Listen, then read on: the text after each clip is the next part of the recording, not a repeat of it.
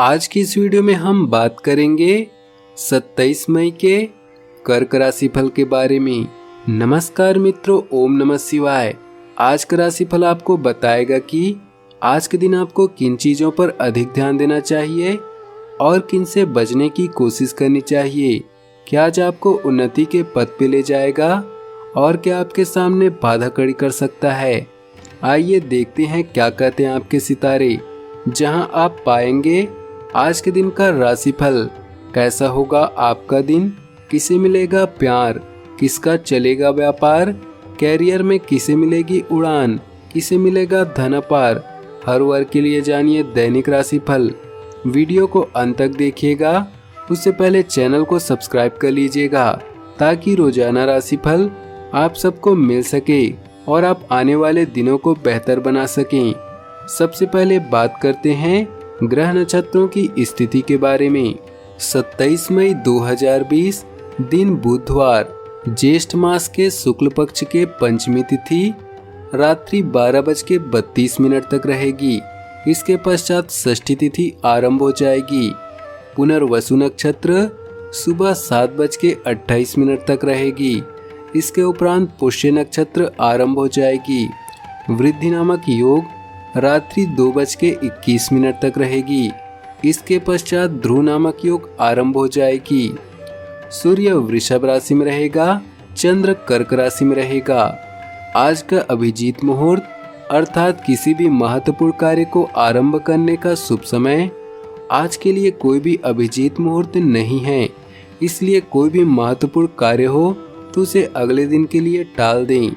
आज का राहु काल अर्थात अशुभ समय दोपहर 12:18 से दोपहर 2:02 तक रहेगा। इस समय कोई भी महत्वपूर्ण कार्य आरंभ न करें। आज आपका मनोबल बढ़ेगा, पराक्रम में वृद्धि होने के योग बन रहे हैं। नौकरी व कारोबार में बेहतरी आएगी। नए संपर्क बनेंगे जो कि आगामी दिनों में लाभकारी रहेंगे। भौतिक और सांसारिक दृष्टिकोण आज के दिन कुछ बदल सकता है। सावधानी पूर्वक वही काम करने की चेष्टा करें जिससे आपका आत्मसम्मान बढ़े। भाग्य 80% साथ देगा। आज का दिन मिश्रित फलदायी है। लेन देन के कार्यों में सावधानी रहें। धन निवेश करते समय सावधानी बरतें। आज किसी को उधार न दें क्योंकि आज दिए हुए धन को वापस आने की आशंका कम है। आज का दिन भागदौड़ और विशेष चिंता में व्यतीत हो सकती है। पत्नी के स्वास्थ्य को लेकर सावधान रहें। शुक्र संपूर्ण शुभ दृष्टि से वृश्चिक राशि को देख रहा है।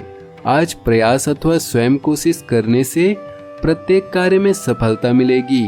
व्यापार व्यवसाय में उन्नति के अवसर दिखाई दे रहे हैं।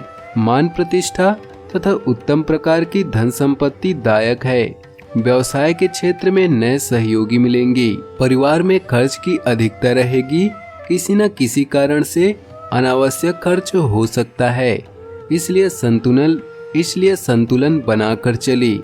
व्यर्थ की परेशानी हो सकती है, अतः आज के दिन विशेष सतर्कता बरतें। प्रेम जीवन में व्यस्तता के कारण कुछ दूरियां आ सकती हैं। भाइयों में विशेष सहयोग प्राप्त होगा। क्रोध और वाणी पर नियंत्रण रखें। आपके लिए आज का दिन थोड़ा मध्यम फलदायक रहने वाला है। आपके खर्चों में बढ़ोतरी होगी और इनकम में थोड़ी गिरावट आ सकती है। मानसिक रूप से काफी बेचैन रहेंगे। आपकी सेहत कमजोर रहेगी। काम के सिलसिले में दिनमान बढ़िया रहेगा और आपके अच्छे नतीजे मिलेंगे। परिवार का माहौल भी आपके पक्ष में रहेगा। गृहस्थ जीवन जीने वाले लोगों को कुछ समस्याओं का सामना करना पड़ेगा।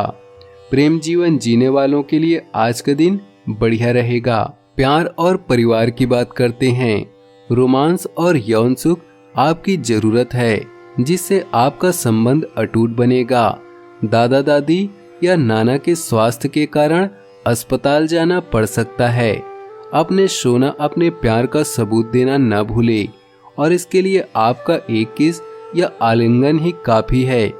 प्रियजन आपसे स्नेह और देखभाल की उम्मीद कर सकते हैं, इसलिए उनके साथ कुछ अच्छा समय व्यतीत करें। अगर आप किसी की ओर आकर्षित हैं तो अपने दिल की बात बताने में देरी न करें। आज जीवन की मधुरता आपको किसी और ही दुनिया में ले जाएगी और आप अपने आप को सबसे भाग्यशाली मानेंगे। व्यवसाय, करियर और आर्थिक राशिफल की बात करते हैं। अतिरिक्त काम या निजी कारणों के कारण आपको तनाव या मानसिक समस्याएं हो सकती है। इससे बचने के लिए खुद के लिए समय निकालें। स्वप्न पूरे करने के लिए अपने दृष्टिकोण में परिवर्तन लाएं। इस समय दीर्घकालिक निवेश न करें, इससे हानि होने की संभावना है। आज कुछ बाधाओं का सामना कर सकते हैं, लेकिन आपका आत्मविश्वास आपको सफलता के मार्ग की ओर ले जाएगा। आपकी भलाई और कड़ी मेहनत की तारीफ होगी। अपने काम को सादगी से करने का प्रयास करें। ग्राहकों, कर्मचारी और अन्य स्रोतों से लाभदायक सुझाव मिल सकते हैं। प्रयास करते रहें और अपनी नौकरी पर ध्यान केंद्रित करें। स्वास्थ्य की बात करते हैं। आज आपको सेहत को लेकर कुछ चिंता रह सकती है। पुराने दर्द से परेशानी हो सकती है।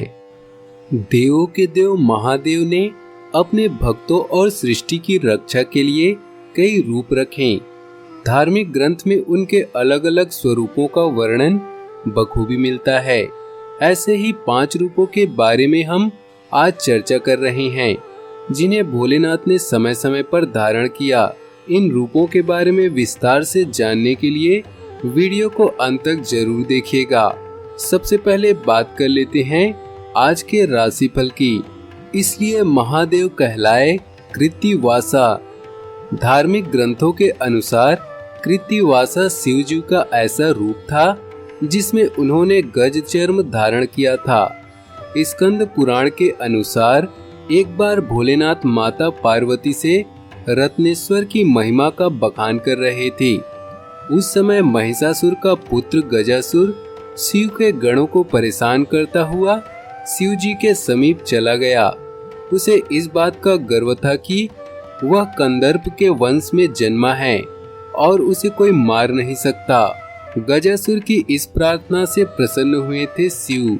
भोलेनाथ ने उसके आतंक का नाश करने के लिए उसके शरीर को अपने त्रिशूल में टांगकर आकाश में लटका दिया। तब उसने अपनी भक्ति से शिव जी को प्रसन्न कर लिया। इस पर महादेव ने उसे वर मांगने को कहा। तब गजासुर ने प्रार्थना की, यदि वह उस पर प्रसन्न है तो उसके चर्म को धारण करे और अपना नाम कृत्तिवासा रख लें।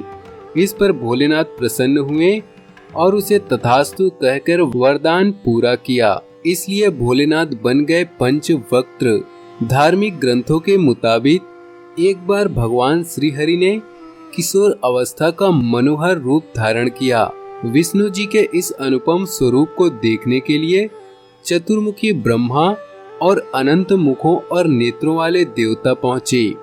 यह देखकर शिव जी को अत्यंत दुख हुआ और उन्होंने सोचा कि अगर उनके भी अनेक नेत्र होते तो भगवान के इस किशोर रूप के वह सबसे अधिक दर्शन करते।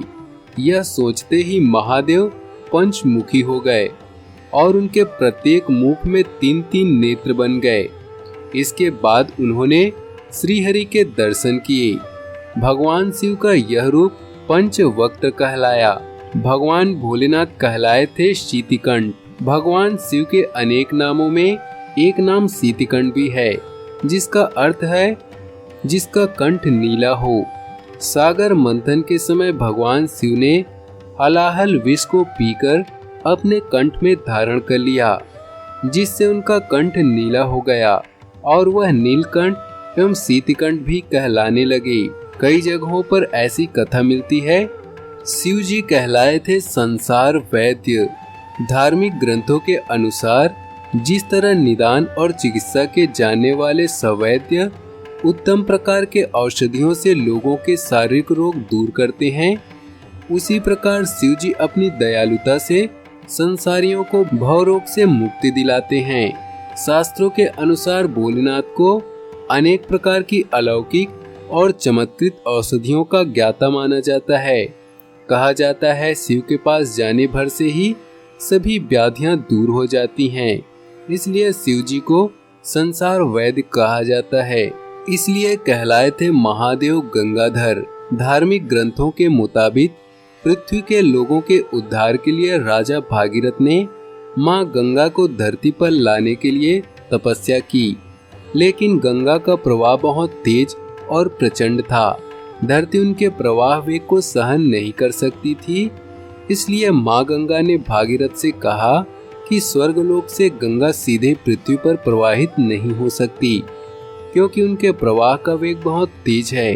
केवल भगवान शिव ही जो इस प्रचंड और तेज प्रवाह के बल को सहन कर सकते हैं। दोस्तों, अगर वीडियो पसंद आया हो तो वीडियो को लाइक कर दें और नीचे दिए कमेंट बॉक्स में सच्चे श्रद्धा भाव से ओम नमः शिवाय जरूर लिखें, ताकि आपकी सारी मनोकामनाएं जल्द से जल्द पूरी हो सके।